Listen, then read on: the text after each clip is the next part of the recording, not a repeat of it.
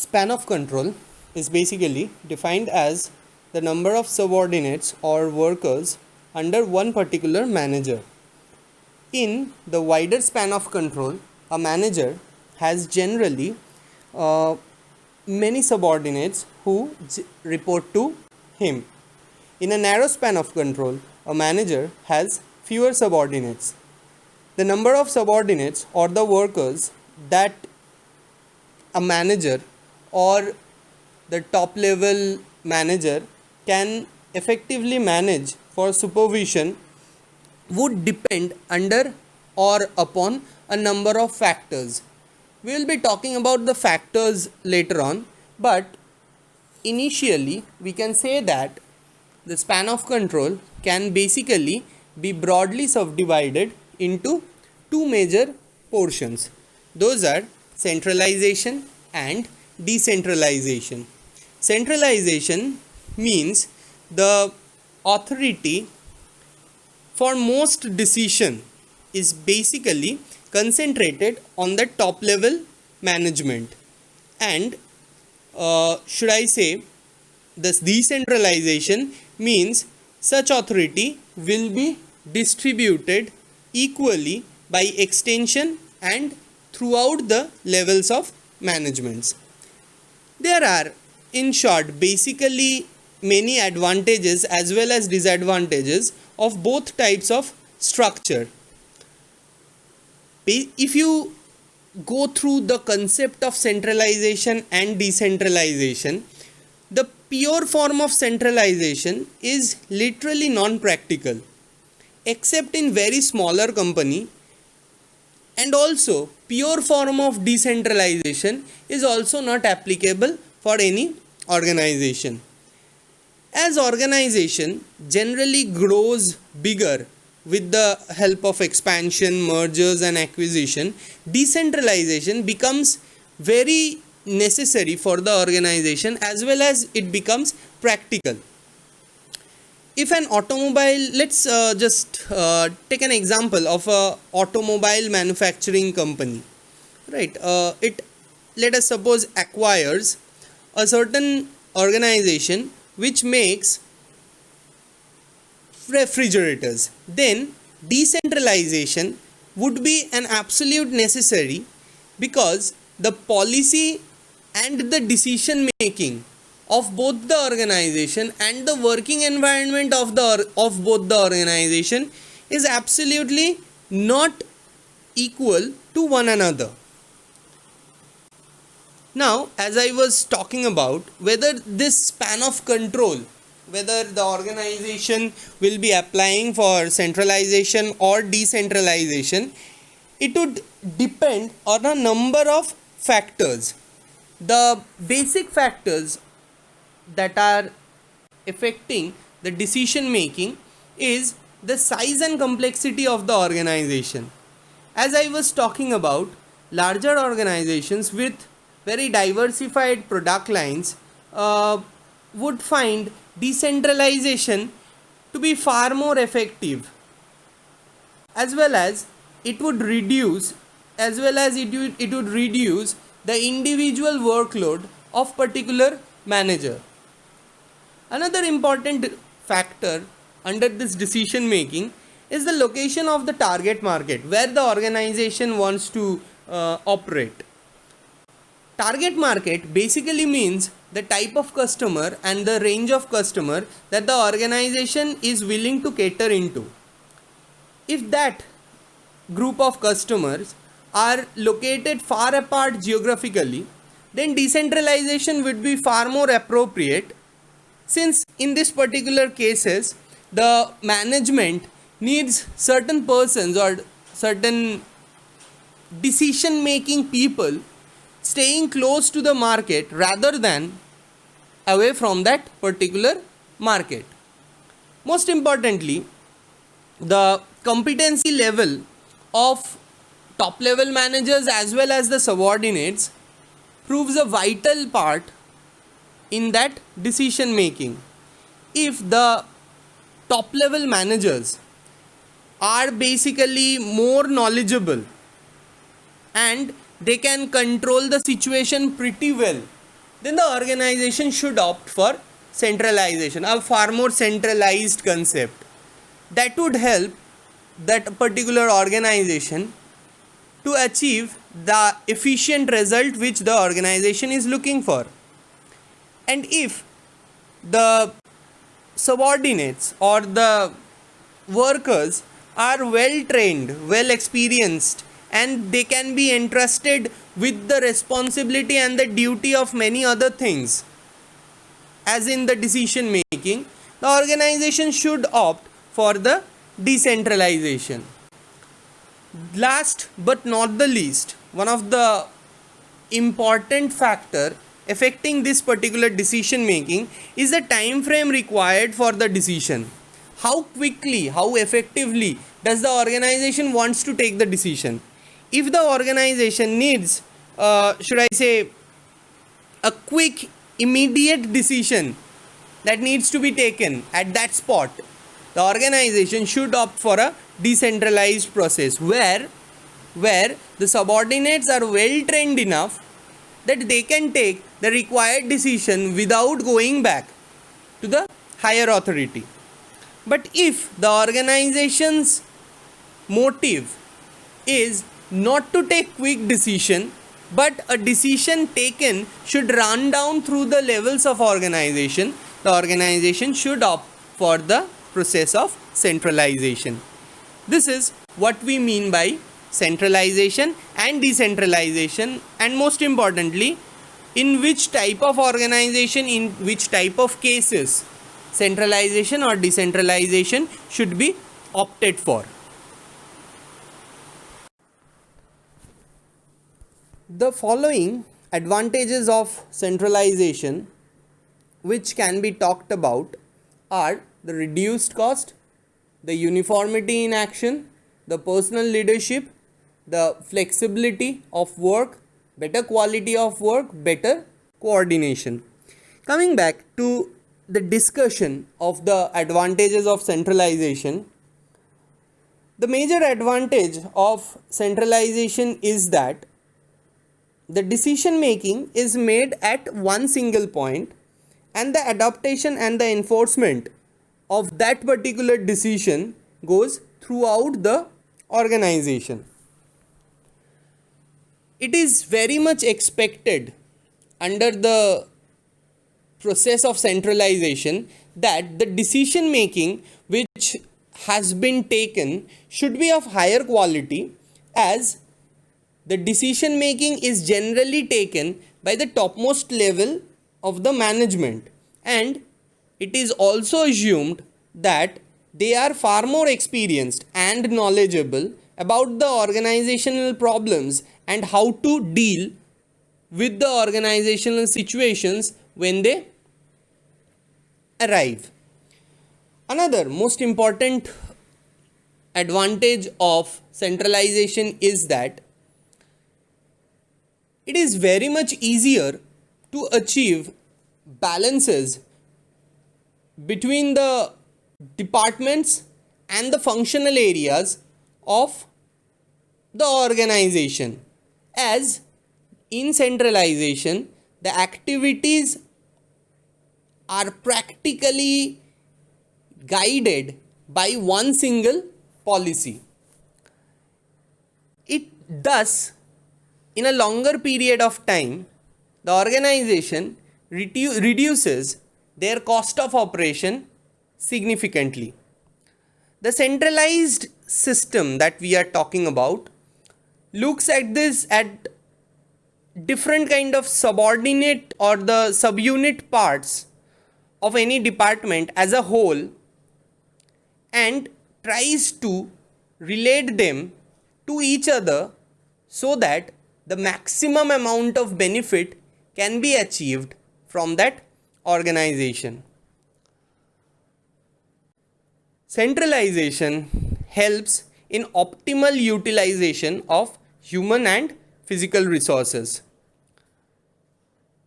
One of the biggest disadvantages of divisionalization is the efforts and the resources which are used for similar kind of activities are practically done more than one time, which is not done in centralization. Centralized unit or organization, in many opinion, is basically better equipped to handle any kind of emergency scenarios which might occur in any organization. And most importantly, the coordination and the quality of work which goes through different kind of departments in an organization is practically achieved through centralization. This is what, or these are the advantages of centralization. The disadvantages of centralization are quick decision making is basically not possible, which generally delays the total process of decision making as a whole in an organization under the centralization process. Centralization basically creates a certain loss of working hours and delay in performance of work, because the transmission of the decision making moves from the top management until the bottom level management. In centralization, better supervision is basically not possible, as the managers are stringently working at a limited time space. Huge work pressure basically burdens the manager. A slackness is developed in the work in the absence of better control and supervision. Another important aspects of centralization is that in centralization there is no initiative in the part of subordinates, because they are only required to do such kind of work which they are asked for. Workers under centralization practically works like a machine, and the work process or the involvement is in work is absolutely zero.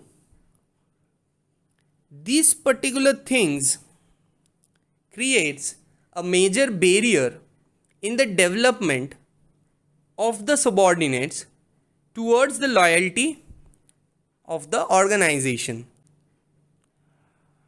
Any kind of major secret plan and the preservation of secret datas are not possible under centralized process, because here the flow of work is designed as such that it moves from the top to bottom.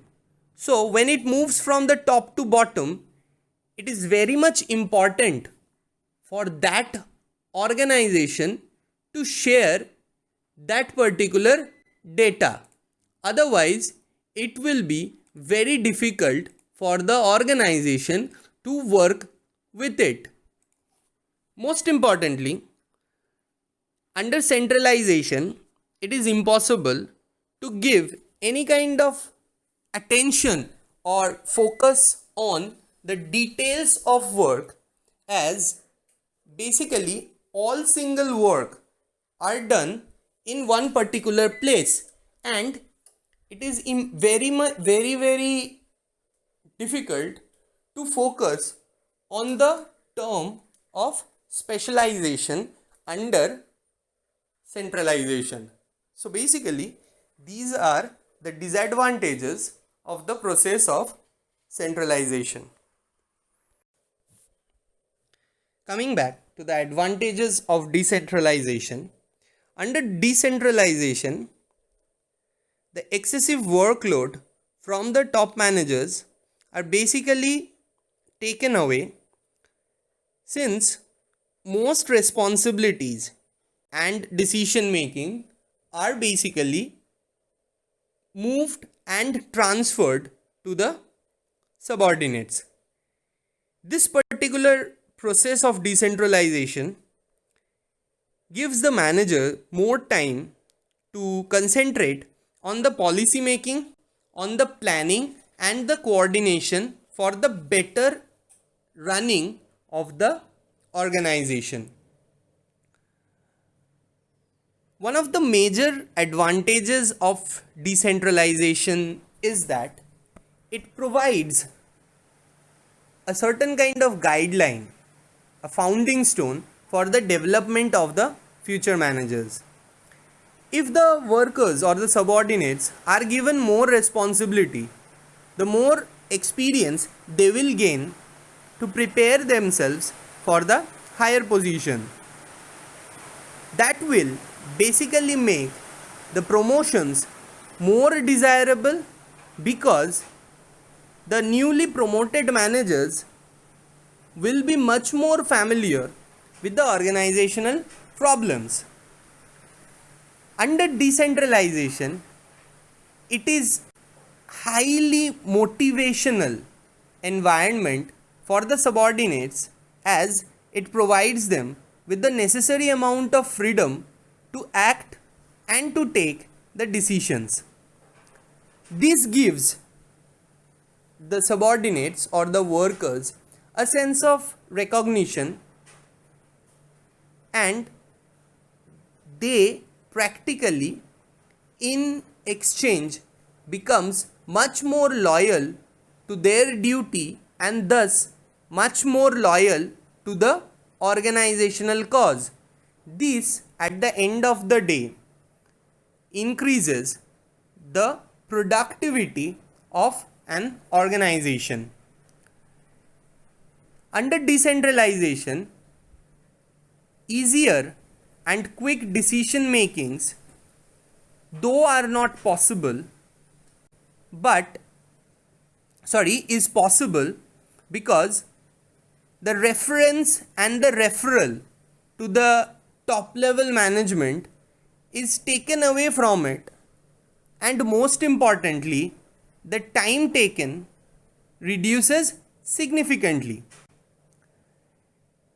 Decentralization renders effective control over the organization in a far better way. Decentralization basically puts in much more effective control over operations and processes, and it is very easy to figure out any kind of mistakes happening in the organization.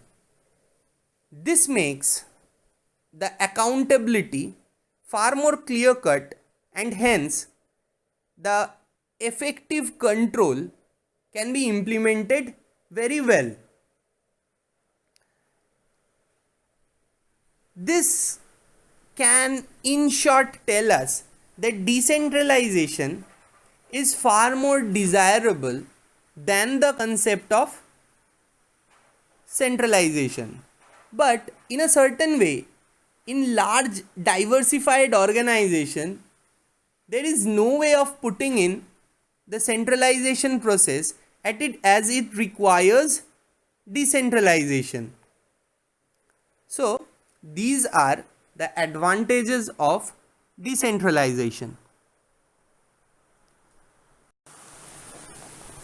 The process of decentralization does not only involve the advantageous parts only. The process of decentralization has many disadvantages also. Decentralization makes the utilization of specifically talented people. So these kind of people tends to take far more superior salary structure than the non-specific one. If any organization is weak under its financial resources, appointment of such persons may not be always possible. In other words, it is very costly for the organization to opt for the decentralization process. Decentralization generally increases the problems of coordination between various kinds of departments. External factors in many cases can affect the implementation of the process of decentralization. As we have already talked about, the decentralization has a higher cost of operations attached to it, as establishment of various departments and having specialized kind of workers working under those various departments will actually result in a far more higher cost of operations. Decentralization in one aspect violates the law of management, that is unity in command. The uniformity of policies and actions taken under each department will not be actually equal to the other one. This creates a confusion between different departments. Decentralized organization has to rely on mostly the effectiveness of the divisional managers. If those divisional managers whom the organization has employed does not have the required skill set or the competence to take the appropriate decision, the organization faces severe losses due to their faulty decisions. Basically, these are the disadvantages of implementing decentralization in any organization. The general guidelines for creating an effective organizations are the authority, or in the order in which the authority will run, should be clearly stated and should generally run from the top to bottom of the organization. This top to bottom principle of authority is generally known as the scalar principle, and this kind of authority is also known as the uniformity in the chain of command. The major decisions which are made and the policies which are formulated should be taken at the top level management, and they should filter down through the various managemential level to the end or to the worker part. In an effective organization, each person should report basically to one and only single person. This should create an unity of command, and each person will know whom to report and who reports to that particular person. This process of unity of command eliminates ambiguity and takes away the confusion part when a person has to report to more than one superior. The higher authority or the higher managers should take the responsibility of the acts done by their subordinates. Here, the higher managers should be accountable for what he has ordered his workers to do.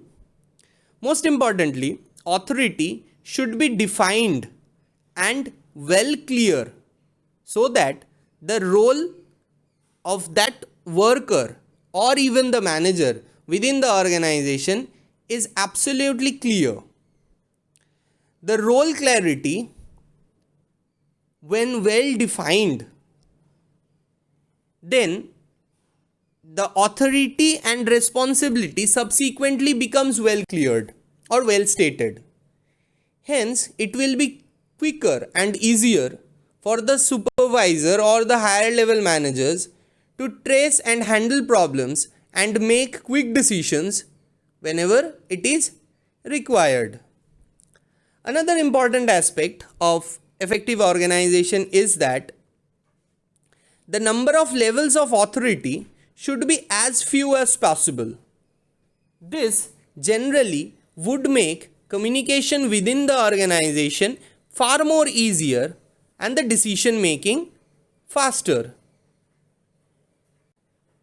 Most organization in general, we have seen, or many people have said that more than six levels of an supervision or supervision within an organization is harmful for the organization itself. Another important aspect is that the principle of specialization should be applied in every single corner of the organization. That means precise division of works should be actually done. These specialized operations will lead to far more efficient and quality of work. Most importantly, the organization should be well clear stated with the line and the staff function, and they should be absolutely kept separated. Otherwise, it will create a sense of ambiguity and no role clarification within the organization. Most importantly, the organization should be absolutely simple and flexible so that it can quickly adapt to the changing environment. It should be such that it can be easily expanded or reduced at the time of demand. These are the basic guidelines of an effective organization.